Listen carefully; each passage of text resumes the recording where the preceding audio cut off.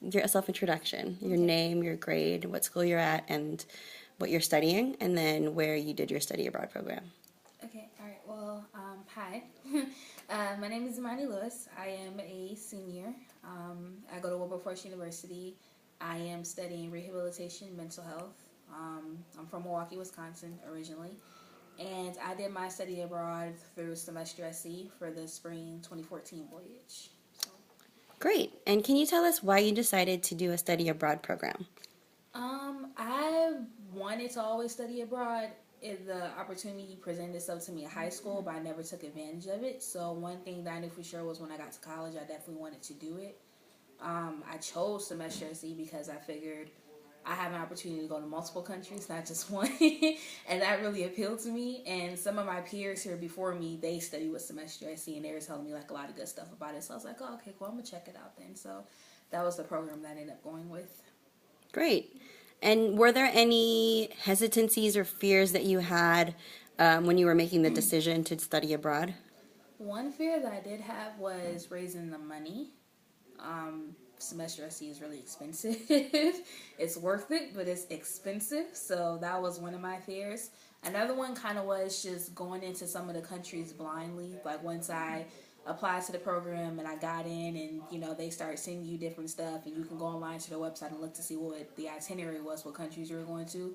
I mean, most of them were only countries I ever dreamed of going to, so it's like, oh my gosh, like, what is it going to be like going into certain countries? So just kind of walking into the unknown was a little bit of a fear.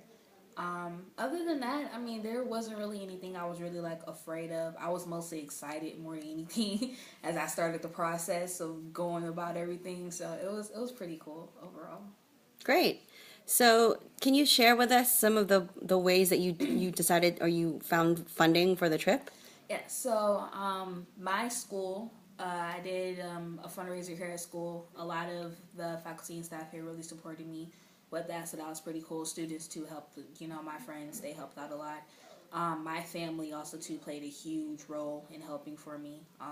When I was able to get money from family members, but even while I was abroad in certain countries, I would email, them and be like, well, I'm a little low on funds right now, or, maybe you guys contribute something. So that helped us a lot. I was able to take out a loan, not a big one because I'm like, I don't want to spend all my time paying it back. But I was able to take out a loan to kind of help with some of the expenses as well. So overall, I said financially, I came in pretty okay. Pretty okay. It wasn't that bad. So Awesome. Okay. And what memorable moment that you're willing to share with us kind of stands out from your semester at sea? There are so many of them. So many of them. One that I guess that kind of comes to mind immediately is my friends and we were in Japan and we got lost in Tokyo. We were on the train system because my one friend, she needed an Indian visa for her passport. So we were running all over Tokyo trying to find a place, and we ended up getting lost. And then to top it off, we got separated for a while. So being separated and lost in a foreign country it was scary at the time, but looking back on it now, like all the crazy things we did to try to find like all of us each other, it was actually a lot of fun now that I think about it. And it's so crazy because we kept going. We were in the train station when we got separated, and we kept going around in circles, and the security guy, who actually thankfully spoke English, asked my one friend, like, are you okay? Like, you've been walking back and forth here a lot, like, what is wrong? Like, she's like, I got separated from my friend. So yeah, that was pretty interesting. That was a fun moment. So that was a really funny time that happened. We got lost, but still. You made it back here, so that's good. Yeah, we made our way back. And in any of the countries, or even on your time on the boat, was there any kind of discrimination that you faced, or anything that you're willing to share that kind of stands out? Country-wise, my biggest thing was going into all of the countries that we went to. I didn't realize how much America has such an influence over everything, for one, so that was pretty interesting. I would say as for anything, when we were traveling around Asia, I got a lot of stares. Like people in Japan, China, Singapore, they really like stared, especially at me and my African American friends I might have been with, they stared at us really hard. I had braids too on my hair when I went. So in Japan, one woman brought to attention my hair, and she was like, "Your hair," and she pointed to her hair like, "Look at my hair," and she felt my hair like, "Oh my gosh, like your hair like so different from mine." So that was it was a little awkward at first, and I kind of did feel some type of way because I'm like, I've never been in a situation where people just stare at me all the time, so that was an adjustment. But after a while, though, you kind of just, as we went on with countries, you just kind of get over it a little bit, like you're kind of used to it. And in some countries were more welcoming, friendly with others, like Morocco, South Africa, Ghana, India. Those were some countries where I pretty much felt like myself up in. On the ship, there was not really pretty much any discrimination on the ship. I mean, all of us students on the ship understood that we were all there for a purpose. Obviously, we're here to travel abroad. Everyone was really nice on the ship. I didn't have an issue or problem with anybody personally on the ship. I made a lot of friends. The faculty and staff were really, really nice. And the crew were amazing. The crew were so, so nice. And they were really, really helpful because they've been doing this for like 20 plus years. So some of the countries we would go into, they would kind of give us like advice, some do's and don'ts not to do. So I would say I didn't really go through much discrimination on the ship, but in some of the countries, it kind of felt like I was like the oddball. But as the voyage continued on, I got more comfortable and just kind of learned how to shake off the stairs and just still have fun. So it was pretty cool overall. And what kind of skills do you think you gained from that experience, just overall? Like, how do you think it sort of helped you grow or change as a person? After traveling around the world and seeing everything that I saw, I'm now definitely more grateful for what I have.